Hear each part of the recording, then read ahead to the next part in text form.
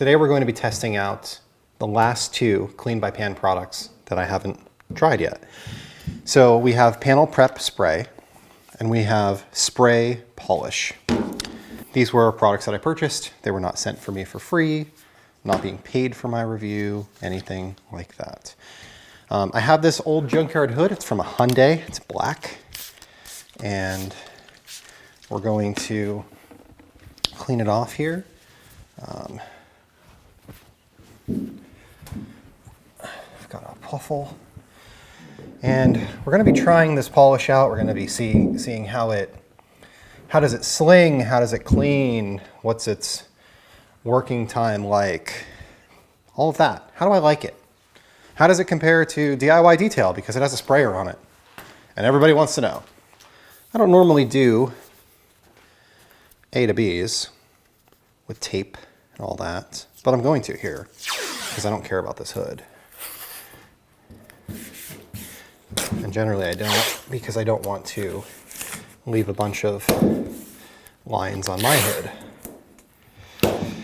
So far the Clean by Pan line has been pretty good. Their sealant seems to be the one that's really a game changer.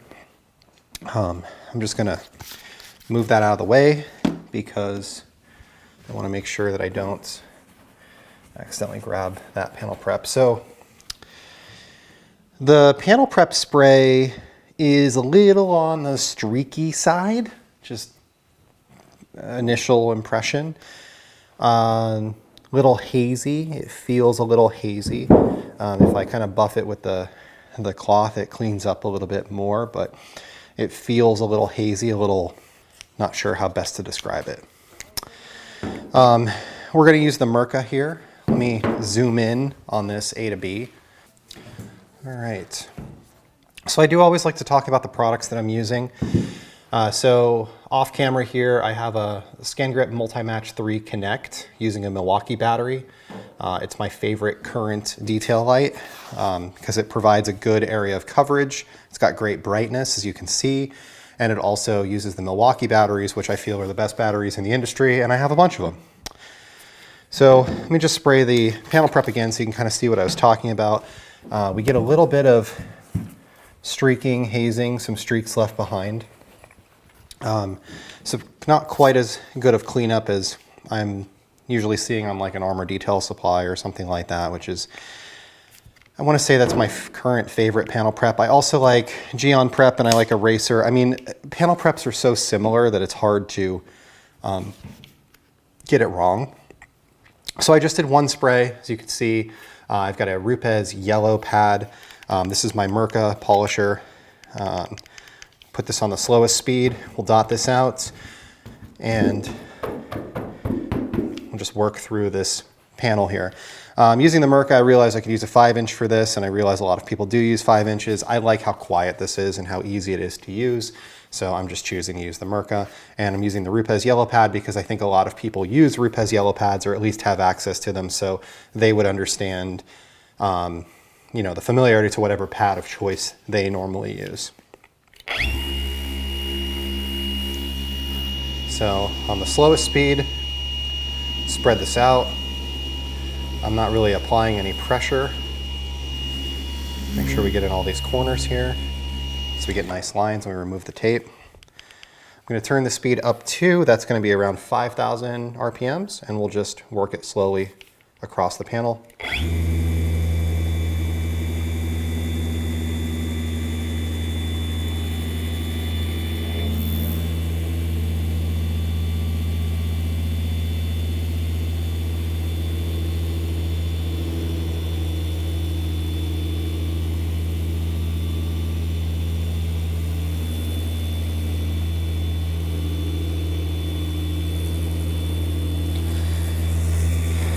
So what I'm looking at when I'm testing a polish is the amount of cut that we get, but also, does it sling?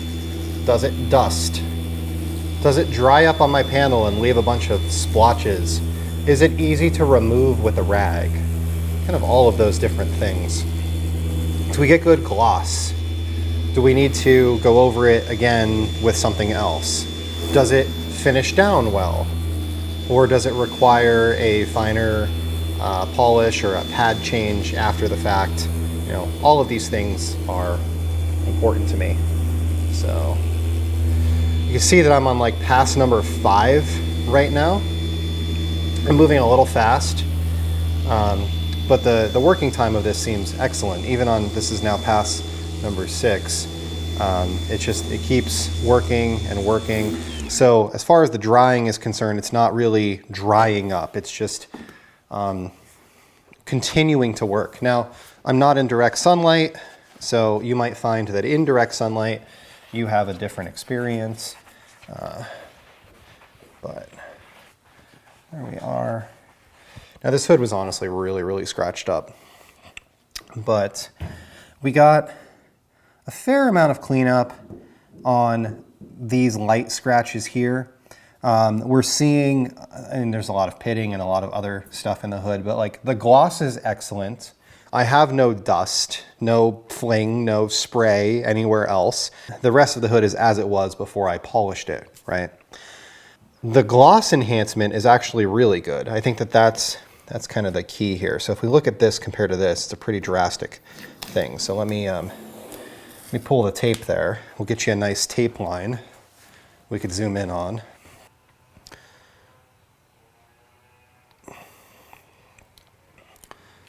You can see the difference there, pretty drastic. Now let's see if we can get a little bit more cut. So what I'm gonna do is we'll take this piece of tape. I don't know why I'm reusing tape. Tape is cheap. And I'm gonna hit this side with a wool pad. So obviously the yellow pad is like a finishing pad. So this is a DIY Detail wool pad. And what we're gonna do is we're going to hit this section here and see if we can get a little bit more scratch cleanup than what we currently have. Specifically looking at these light scratches that are over here that then kind of go over into this panel, focusing on this point. So again, we're gonna take our spray polish. We're gonna do one spray. You probably don't need a full spray on a 3-inch. It's probably a little much, but we'll dot it out, lowest speed.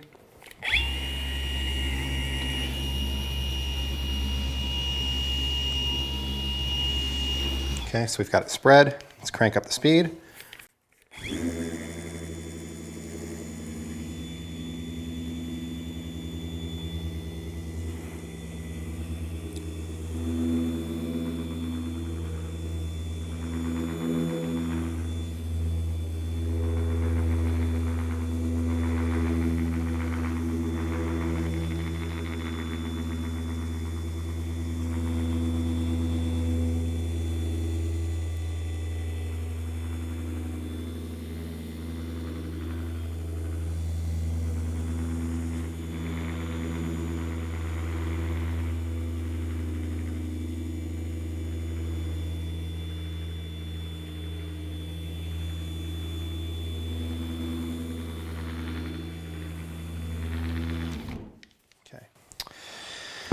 Now, a wool pad is going to generate more heat than a foam pad will. That's just by design. But it should give you a better cutting action. The problem that you run into is typically a wool pad is going to require you to follow up with a foam pad to clean up. And we can see here in this line the reason why. So let me grab the camera, I'll zoom in on that. So you see, there's a line here, unpolished, polished with the yellow. Then there's a new line here, and everything over here is on the wool, and everything over here is not. And you can see the difference in haziness and gloss. So the yellow pad gives us less haze and more gloss than the wool pad does. So it doesn't quite finish down as well on the wool pad as it does on the foam pad. But if we go back to our foam pad, I know this would be like doing a 2-step. Still a bit of polish on here, so.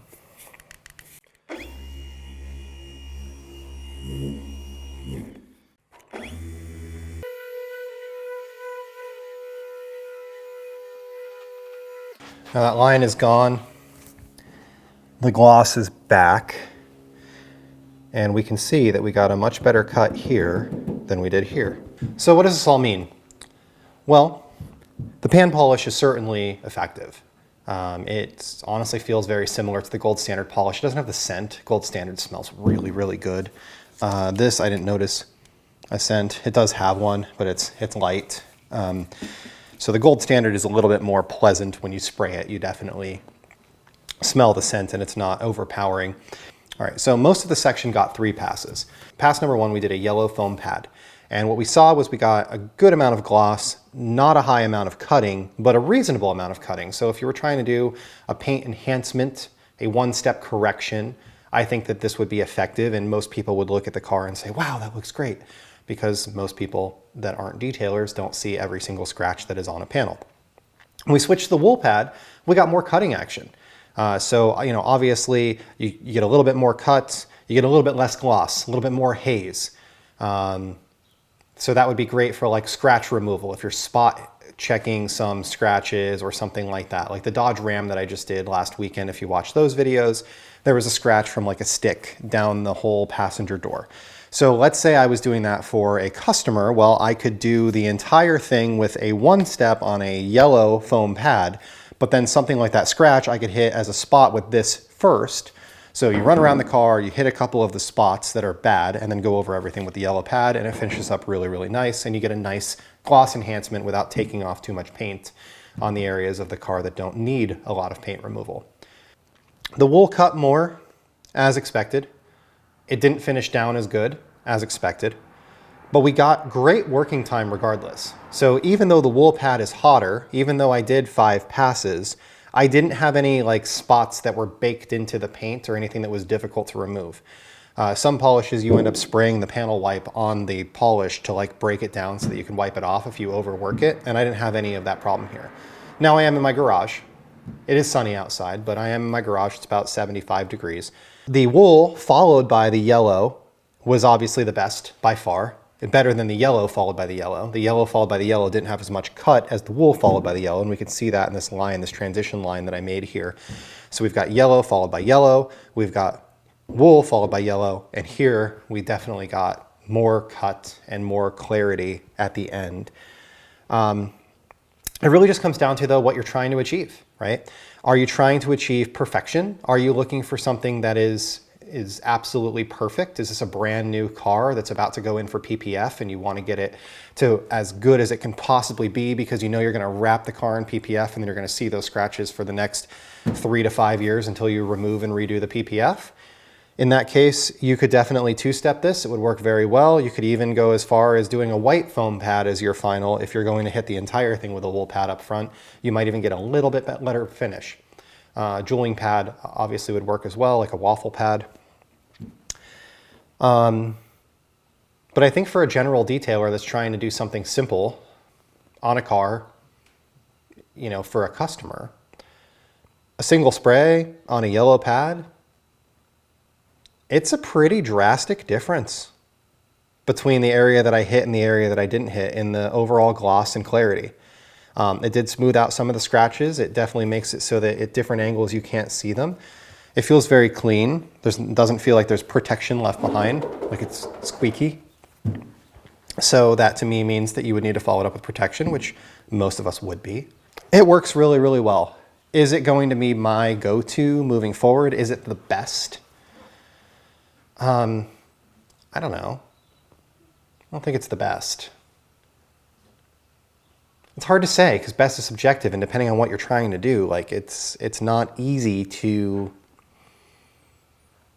There are situations where it would be the best, right? Like if you're working on mostly clean cars, you're doing corrections that are pretty minor, you're looking for something that cleans up nice, it doesn't dust, it's easy to apply, that doesn't load up your pads. Like you could see, this pad looks pretty good, this pad looks pretty good. So fairly easy to keep clean. You use a minimal amount of product because you're spraying it, you're not dotting it. So all of us detailers put too much polish on pads, and all of the product manufacturers tell us that we do that in our comments in our YouTube videos. So you have less risk of that with something that's a sprayable polish because it's, you know, like DIY Detail says, just one pull is all you need. One pull on a 5-inch pad, you're good to go. Okay, cool. I think I would personally pick up the gold standard polish over this. The working is very similar. I see good cut and clarity from both of them. I see that the gold standard polish has great cutting action with the wool pad and great finish with the yellow pad. I think it diminishes down slightly better, to be 100% honest with you, with the wool pad.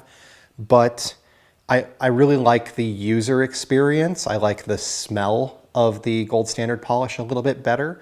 I think for me, I think that that's the one that I pick. If they're the same, they're sitting on the shelf next to each other and I need a polish, I grab the DIY detail one. I could use either one of them. I could be effective with either one of them, but I think I like the DIY better.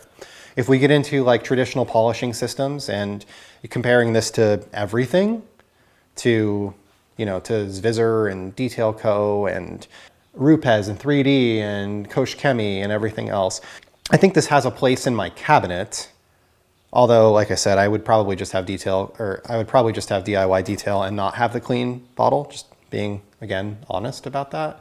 But I think for me, on my own cars, in my experience where I'm only cleaning my cars and I'm not doing customer cars and I'm not really worried about efficiency and speed the way that some other people might be, I think I would rather, do like a Rupes Blue on a Rupes Blue wool pad and then follow it with like Kosh Chemie Micro Cut and a Kosh Chemie purple pad or a white Rupes pad. And I just know that that's going to finish down a little bit better and it's going to cut a little bit more. I'm just more familiar with that mixture and how that works, and I would probably use that better. It feels like it's got a wider range, right? I could use only the finishing polish if I needed to for a door that was really good, or I could get, heavy scratches out with the wool pad. So a little bit more cut and a little bit better finish at the same time. But this has a great range. So when I think of like the range of polishes, Sonex has this rating of like 1 to 6 on their bottles or whatever. Something like a 3-step system like Zvizzer that I tested the other day, that has a range of cut. They actually have 5 different bottles. So they're like from 1 to 6. They've got a 1 and a 2 and a 4 and a 5 and a 6. You know what I mean? Like there's kind of something in all of those stages, and that's almost like, that's too much, truthfully. I think 2 or 3 is kind of the sweet spot. I've gotten by with 2 on the last couple of cars that I've done, doing the Rupes Blue followed by the Kosh Chemie Micro Cut. I feel like the spray polishes have they have a range of like 1 to 4. Like they don't have that 5 and 6. Now that's not to say that you can't get them to cut. There are tricks to do so. I know like DIY Detail uses a 25 millimeter orbit on their DA, and that's to get more cut. The more orbit that you have, the more cut you're going to get. So there are tricks like that, obviously, that you can do that. But DIY Detail talks a lot in their videos about like not chasing perfection and just chasing enhancement. We're trying to enhance the paint. We're not trying to perfect the paint, because nobody's ever removed a scratch. They've only removed the paint around the scratch to make it so that you can't see the scratch, right? And you can only do that so many times. You can only remove so much paint before eventually there's no more paint, right? So I do feel like these both have a safety factor built into them. And I've said this before about the clean line.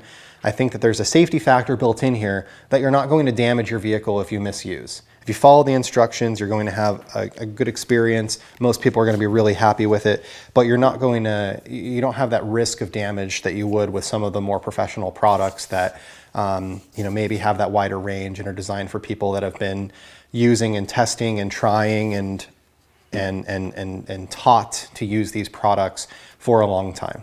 So as far as the clean line is concerned, just kind of wrapping it all up, I like the bottles, I like the labeling. Like I said in the beginning, I wish panel prep was big and clean was small. It would just make it easier to see on the shelf when you're far away. I'm sure you'll get used to the colors. There's only 6 products in the line. It's pretty simple. I feel that there's a safety factor in all of these for allowing somebody who is a DIYer, somebody who doesn't know professional detailing, somebody who doesn't necessarily have a ton of practice in professional detailing, or somebody who maybe is newer to the line could feel safe using them. I don't think that there's anything really too aggressive in the line, and that there's a fairly low learning curve, especially if you watch some of the videos by some of the people that have tested the products out. You can learn some tricks. There's obviously some range, like the spray polish, using it with a wool pad versus a foam pad, you're going to get different levels of cut. Same thing with like the tire dressing. Different applicators are going to give you a different look and feel on different tires.